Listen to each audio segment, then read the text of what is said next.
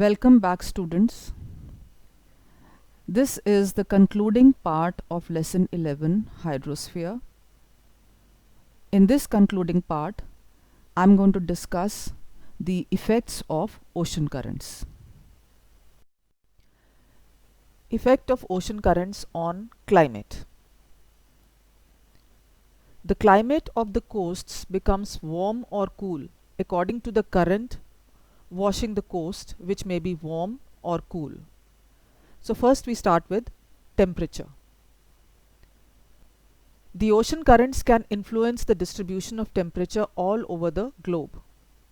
The warm and cold currents increase or decrease the temperature of the coastal regions respectively.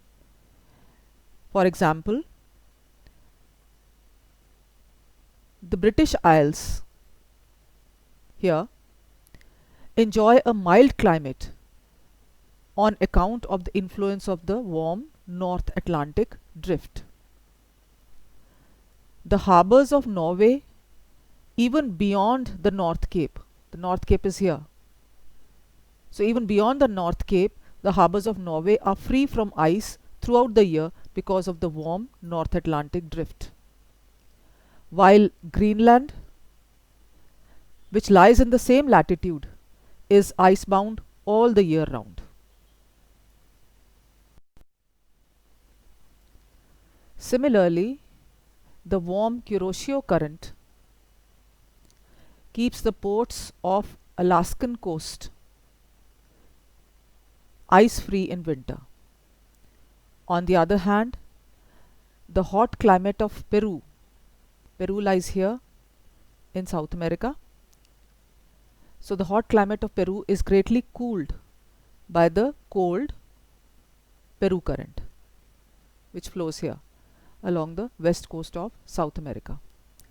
Similarly, the cold Labrador current has a cooling effect on the Canadian Atlantic provinces and on the United States upper northeast coast here, from Maine south to Massachusetts.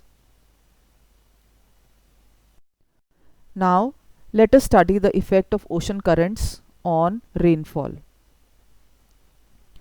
The air above the warm ocean current becomes warm and acquires greater capacity to absorb moisture. Thus, these moisture-laden winds help in increasing the amount of precipitation in the affected coastal areas. For example, the warm North Atlantic drift flows across the Atlantic Ocean towards Europe. This warm North Atlantic drift causes sufficient rainfall along the western coast of Europe. Similarly, the warm Kuroshio current causes sufficient rainfall on the eastern coast of Japan. On the other hand, cold ocean currents discourage rainfall. For example, the Kalahari Desert along the western coast of South Africa and the Atacama Desert along the western coast of South America owe their existence to some extent to the cold Benguela current and the cold Peru current respectively, because the winds that blow over the cold ocean current also become cold, and this reduces their capacity to absorb moisture. So these winds are basically dry, and when they blow towards the coast, they do not cause any rainfall. Next effect is the creation of fog. Dense fog occurs where the warm and cold ocean currents meet. The air above the warm current is warm and acquires a lot of water vapor. When it meets the cold air above the cold ocean currents, the water vapors of the warm air are condensed into minute water particles which form fog. For example, the Japanese coast has dense fog when the warm Kuroshio current meets the cold Oyashio current. Similarly, fog is created near Newfoundland, in this area, where the warm Gulf Stream meets the cold Labrador Current. Next is violent storms. Violent storms follow the line of meeting of cold and warm ocean currents. The hurricanes, which occur off the coast of United States, follow the line where the Gulf Stream mingles with the cold Labrador Current. So, we are talking about this area where the Gulf Stream meets the Labrador Current. Now let us see the effect of ocean currents on marine organisms. The ocean currents distribute various nutrients and other things necessary for the existence, survival and growth of fishes. The sea has innumerable microscopic organisms which are called planktons. The fish feed on planktons. Ocean currents move organic material off the coast, which is the food of planktons. They also transport the plankton from one area to another. The more the planktons, higher the concentration of fish. Mixing of warm and cold currents helps to replenish the oxygen and favors the growth of plankton.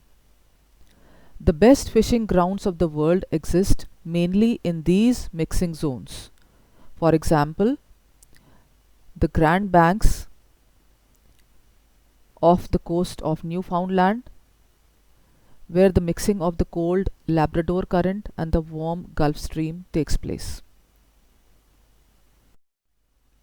The effect of ocean currents on commerce.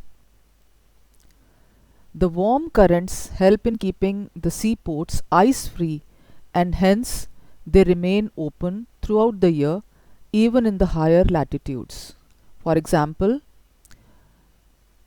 the coasts of UK and Norway should normally freeze in winter because of the high latitude, but due to the warm North Atlantic drift, they remain unfrozen and trade continues throughout the year. The warm Gulf Stream has a moderating effect even on a place like Spitsbergen, which is a part of Norway but is situated deep in the north. As you can see in the map, this is Norway and this is Spitsbergen further north, and even this part is affected by the moderating influence of the warm Gulf Stream.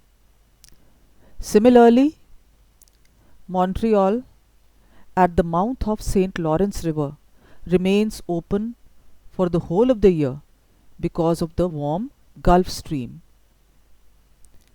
On the other hand, Vladivostok in Russia is snowbound for almost the whole of the year due to the cold Oyashio current along the coast.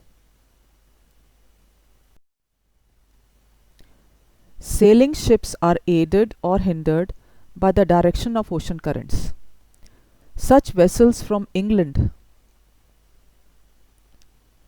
bound for Australia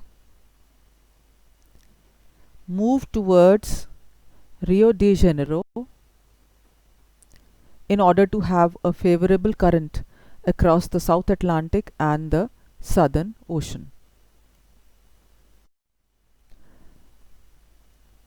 Danger to ships is caused by the icebergs that flow in cold ocean currents. Due to fog, the ships are not able to locate them. Many ships have sunk on account of accidents with these icebergs. However, in modern times, radar helps the ships to locate icebergs even in the darkness of dense fog. The most famous example of shipping accidents caused because of icebergs is the sinking of the Titanic. The Titanic was a luxury British steamship that sank in the early hours of April 15, 1912 after striking an iceberg leading to the deaths of more than 1,500 passengers and crew. In spring and early summer, the Labrador Current transports icebergs from the glaciers of Greenland southwards into the transatlantic shipping lanes. This can produce hazardous shipping conditions, as seen from the sinking of the Titanic in 1912. As you can see, this was the route taken by the Titanic. It was traveling from Southampton to New York. And this is the place where it sank after striking an iceberg. After the sinking of the ship, the International Ice Patrol was set up to track icebergs, including those found in areas of the ocean where they are rarely located. I conclude my lecture here. In today's video, I discussed the effects of ocean currents. Thank you.